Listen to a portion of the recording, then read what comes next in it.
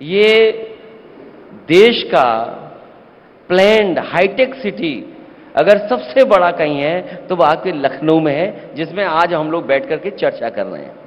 जी, लेकिन अब तो अयोध्या का प्लान भी दिख रहा है। सवाल ये उठता है कि चलिए राम मंदिर तो सुप्रीम कोर्ट के आदेश पे बन रहा है, लेकिन अयोध्या में एयरपोर्ट तो बन सकता था, रेलवे स्टेशन का तो विकास हो सकता था, सरकारें आपकी भी थी, कई सरकारें सपा की रही। क्या आपको लगता नहीं है कि वहां पर एक चूक हुई? मैं आपसे ये बात कहना चाहूंगा कि विकास को कोई नहीं रोकता, विकास के पक्ष में है। और जहां आपने एयरपोर्ट स्टेशन की बात कही है, एयरपोर्ट जरूर बना है, हवाई पट्टी पहले से थी, और इस पुण्य काम के लिए किसी ने मना नहीं किया, वहां के किसानों ने भी नहीं मना किया, किसान भी आगे आए। लेकिन किसान की ये शर्त थी कि अगर इतने पुण्य काम के लिए उनकी जमीन ली जा रही है तो कम से कम 6 गुना सर्किल रेट का उन्हें मुआवजा दिया जाए। आपको ये सोचना चाहिए, क्या जिन किसानों की जमीन लेकर के वो एयरपोर्ट बना है, क्या इस पुण्य काम के लिए उनको इतना मुआवजा दिया गया? क्या आपने मुआवजे में भेदभाव नहीं किया? दूसरा, स्टेशन तो बनते ही हैं, बनेंगे। मुझे खुशी है कि उन्होंने स्टेशन बनाया, लेकिन आज मैं आपसे कहना चाहता हूं, जितने भी बड़े बड़े कथावाचक जी या रिलीजियस प्रीचर आए हैं, जी, आप आज भी पता कर लीजिए, सब वहीं पर जाकर के अपनी बात रख रहे हैं जो कभी समाजवादी सरकार में बना था, एक स्थान बना था, भजन स्थल बना था, जहां पर आप परफॉर्म कर सकें, कह सकें। आज जितने लोग भी आ रहे हैं, सब के सब जाकर के वहां अभी तक कार्यक्रम किए हैं। वहां अखिलेश जी, आपने बोला कि रेलवे स्टेशन, एयरपोर्ट बनने की आपको खुशी है, मंदिर बनने की कितनी खुशी है? नहीं, वो क्योंकि आपने पहले ही कह दिया कि कोर्ट के फैसले से बना है, और कोई भी हिंदुस्तानी होगा जिसको हिंदू मुस्लिम एकता की बात करनी है, किसी भी धर्म का कोई भी बनेगा, उसमें खुशी होगी।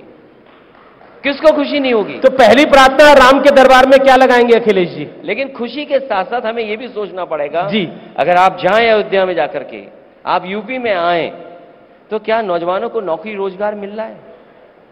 एक अयोध्या के कार्यक्रम में एक नौजवान खड़ा हो गया और कह रहा है कि बताइए, मैं सीवी लेकर के घूम रहा हूं, अपना बायोडाटा लेकर के घूम रहा हूं, मुझे कहीं नौकरी नहीं मिल रही, और नौकरी के लिए वेटर की नौकरी मैं करूंगा, मैं रेस्टोरेंट में जाकर के नौकरी करूंगा। आप अगर इतना बड़ा काम कर रहे हैं तो कम से कम नौजवानों को सम्मान का रोजगार नौकरी तो दे दो। आप सम्मान का रोजगार नौकरी नहीं दे रहे। जी, मेरा एक सवाल है कि निमंत्रण तो आपको भी मिला और आपने कहा कि ये बीजेपी और आरएसएस का कार्यक्रम है, विपक्ष भी इस बात को कह रहा है, निमंत्रण अस्वीकार करा, वो कहानी किस्सा क्या है पूरा? अगर निमंत्रण में भी राजनीति करेंगे, मुझे याद है आपके ही किसी साथी ने मुझसे पूछा कि विश्व हिंदू परिषद के बहुत बड़े एक नेता ने आपको निमंत्रण दिया है जी, और आपसे मिले हैं। मैंने उसी समय कहा कि मुझे किसी से निमंत्रण नहीं मिला, न मुझे कोई नेता मिला है। तो जब उन्होंने जाकर के विश्व हिंदू परिषद के नेता से पूछा तो उन्होंने कहा कि मैं निमंत्रण देने नहीं गया था, मैंने कोरियर से भिजवाया।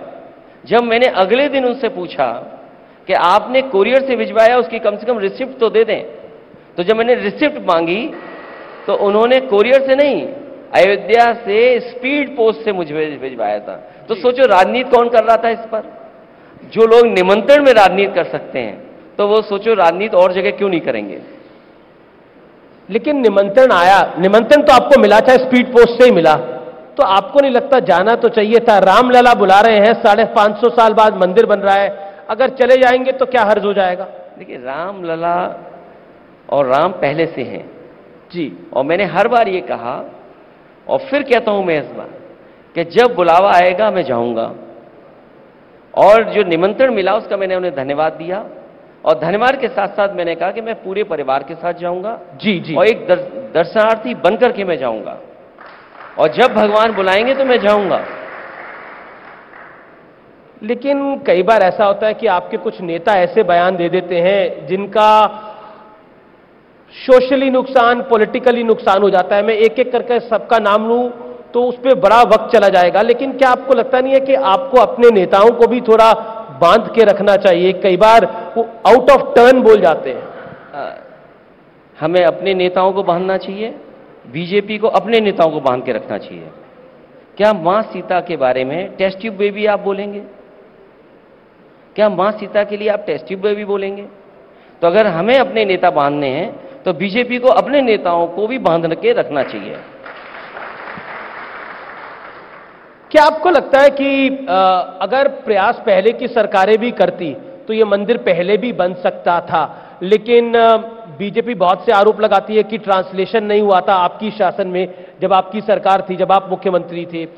उस विषय पर आप क्या कहना चाहते हैं? देखिए, उन लीगल एस्पेक्ट्स पे सबकी चर्चा हुई होगी और जब सुप्रीम कोर्ट का फैसला आ गया तो हम और आपको कोई उस पर चर्चा नहीं करनी चाहिए। मेरा अगला सवाल है, मैं 32 साल पुरानी एक तस्वीर आपको दिखाना चाहता हूं। इस तस्वीर में कार सेवक हैं, उन पर लाठीचार्ज हो रहा है और आरएसएस वीएचपी इसको बड़ा इशू बनाती है। वो तस्वीर पीछे अभी प्ले होगी। क्या कहना चाहते हैं आप आज 32 साल पुरानी इस तस्वीर पर? पुरानी बातें उखाड़ने से कुछ मिलना नहीं है, गड़े मुर्दे उठाने से कुछ मिलना नहीं है।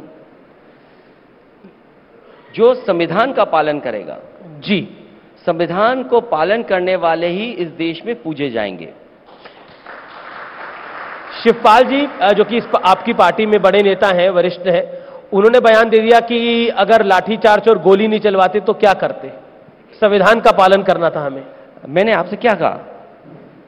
बाबा साहब भीमराव अम्बेडकर जी का जो संविधान है, जो संविधान के पक्ष में होगा, जिसने संविधान बनाया हम उसे भी आज पूछते हैं, जो संविधान के पक्ष में खड़ा होगा हम उसका भी सम्मान करेंगे। क्या आपको लगता है? और जब आप शपथ लेते हैं तो आप शपथ संविधान की लेते हैं, आप शपथ किसी और चीज की नहीं लेते हैं। क्या आप शपथ बदल सकते हैं? मैं कहता हूं कि क्या कोई शपथ किसकी लेगा ये बदली जाएगी? हम सब जब कभी किसी पद पर पहुंचते हैं उस पद पर शपथ हम संविधान की ही लेते हैं। लेकिन एक सवाल, क्या आपको 32 साल पुरानी वाली घटना जो हुई, आज की तारीख में जब राम मंदिर बन रहा है तो उसका अफसोस है आपको? बतौर आपकी सरकार थी, मतलब समाजवादी पार्टी की सरकार थी, आप मुख्यमंत्री नहीं थे। क्योंकि आप वो बात रिपीट कर रहे हैं, मैं सवाल पूछ रहा हूं। मैं आपसे एक बात और कह देता हूं जी। जो सरकार में मुख्यमंत्री रहते हैं और जो अधिकारी होते हैं, पहले आपने भी एक अधिकारी को बहुत सम्मान के स्थान पर बैठाया है, आप माफी उनसे भी मंगवा दीजिए।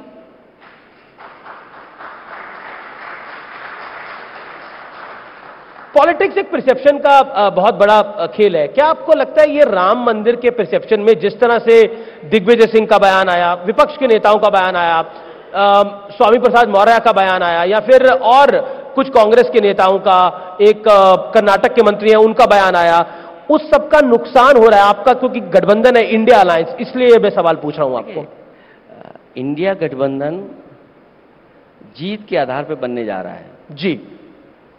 इंडिया गठबंधन और पीडीए हमारी रणनीति भारतीय जनता पार्टी के एनडीए को हराएगी, पीडीए एनडीए को हराएगा और पीडीए ही हमारी रणनीति है। अगर इंडिया गठबंधन का कोई लीडर कुछ बोल रहा है, हमें उस पर टिप्पणी नहीं करनी, लेकिन हमारी रणनीति अगर कोई है तो वो पीडीए रणनीति है।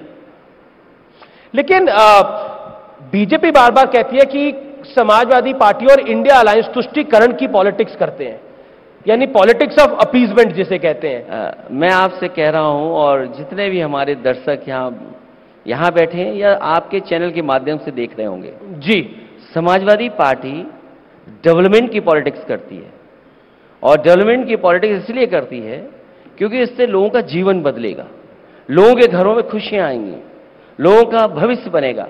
मैं जहां से शुरू बात की थी मैं बात वहीं पहुंचा देता हूं कि जिस जगह हम यहां बैठे हैं ये हाईटेक अंसल सिटी है, ये कभी नेताजी और समाजवादी पार्टी की बनाई हुई है। इसके दाएं बाएं मेदांता हॉस्पिटल है जहां पर बहुत सारे लोगों का जीवन बच रहा होगा। जी, मैं ये कहता हूं कि मेदांता के बराबर अगर भारतीय जनता पार्टी ने कोई एक अस्पताल बनाया हो तो बता दो, आप कोई एक अस्पताल बना हो तो बता दो। इसी के बाईं तरफ अगर आप चला जाओगे तो वो कैंसर इंस्टीट्यूट है, इट्स ए रिसर्च इंस्टीट्यूट जहां पर कैंसर की रिसर्च होती, इलाज होता, जो हमारा गरीब है उसको समय पर इलाज मिलता, सस्ता इलाज मिलता, वो कैंसर इंस्टीट्यूट बनी है जी। उसके आगे बना है एचसीएल, लखनऊ में ट्रेनिंग इंस्टीट्यूट बनाना, और एक ऐसा ट्रेनिंग इंस्टीट्यूट जो 12th के बाद, इंजीनियरिंग के बाद अगर बच्चे अपना भविष्य बनाना चाहें तो वहां ट्रेनिंग कर सकते हैं, बाद में उनको जॉब मिल जाएगा। उसके आगे ट्रिपल आईटी बना है। ट्रिपल आईटी बहुत कम प्रदेशों में है, या वो इंस्टीट्यूशन इस तरह की हैं जो बहुत कम बनी है। एक स्टेडियम भी वहां पे बना हुआ है जो देश का सबसे सुंदर स्टेडियम है, और वो एक ऐसा स्टेडियम है जहां इंडिया को जिताता है वो स्टेडियम। जी जी। आप एक सड़क पे चले जाएं बाईं तरफ, 5 लाख प्रोक्योरमेंट का मिल्क का प्लांट लगा है, पराग का।